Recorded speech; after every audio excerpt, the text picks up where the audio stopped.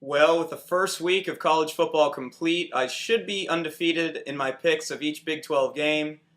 But an FCS team, that's right, a former Division 1 AA school, had to come out of nowhere and beat Kansas. And that's why I lost one game in my picks for the opening week of college football.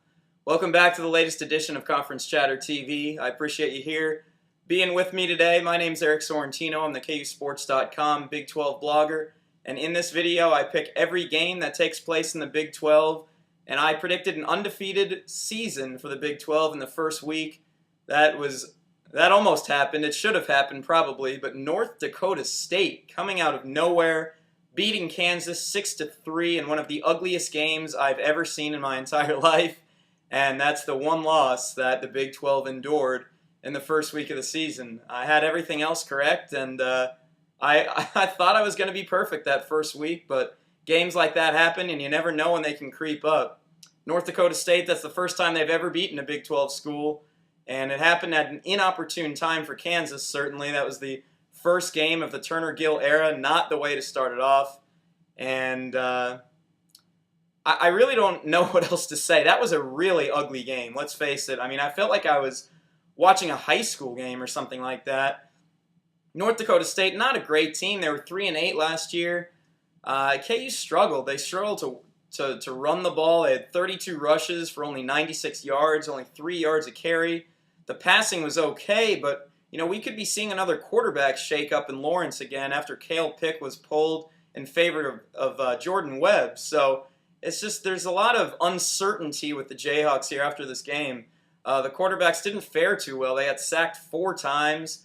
They had 3 turnovers for KU. They just looked awful. I mean, there's no other way to say it. If you can't score more than 3 points against an FCS team, you have no business winning the game, and they certainly didn't. Again, it was just ugly, and I think I predicted we make picks each week in the Lawrence Journal-World, and I had like 41-10 Kansas or something. I mean, I didn't see this coming. I don't know if anybody did. It could be a long year in the first year of the Turner-Gill era in Lawrence.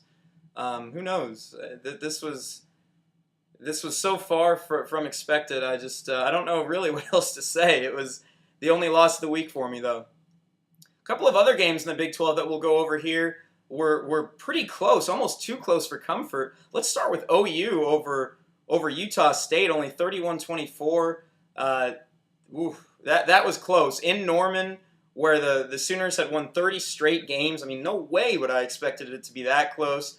DeMarco Murray, though, did have a great game, so Sooner fans can, rest assured that and rest easy that he looked great. He had a nice game, but other than that, the OU defense not quite as good as I would have anticipated.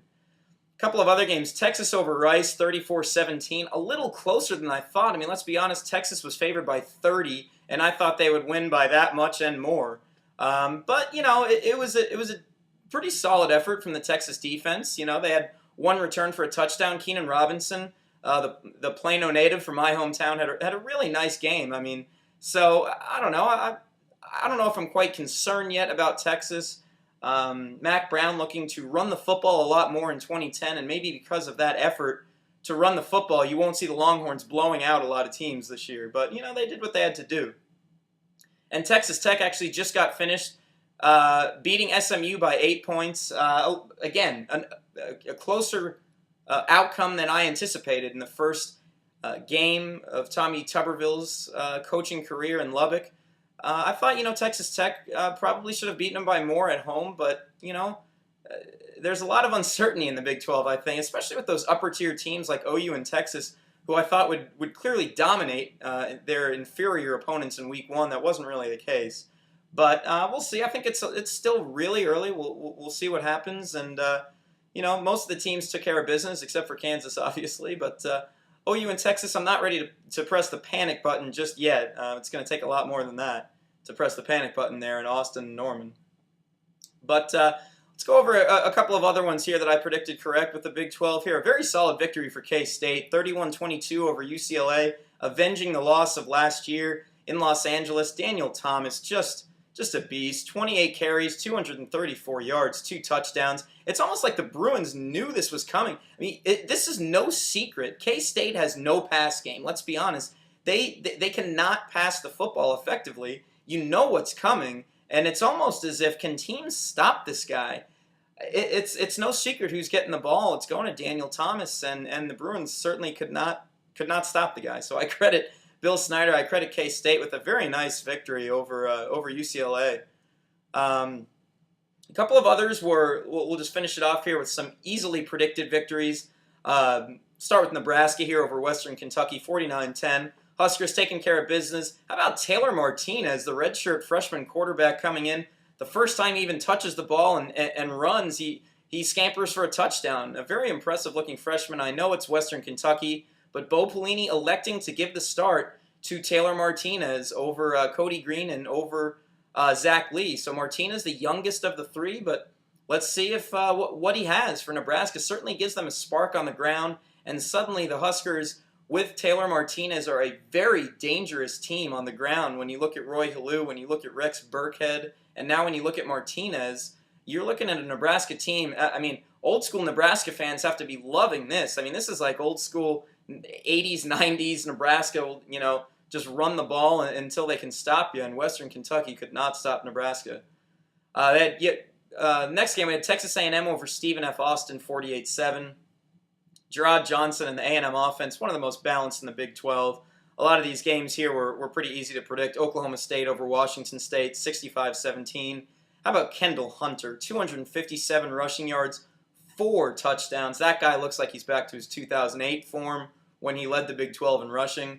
You had Baylor over Sam Houston State, 34-3. Quarterback Robert Griffin looking good again, 301 total yards, 3 touchdowns. Again, another guy like Hunter who's coming back from injury and looks good again like he did 2 years ago. Iowa State over Northern Illinois. That was that game back last Thursday to start the Big 12 off. 27-10 for the Cyclones. They did what they had to do, and they looked solid.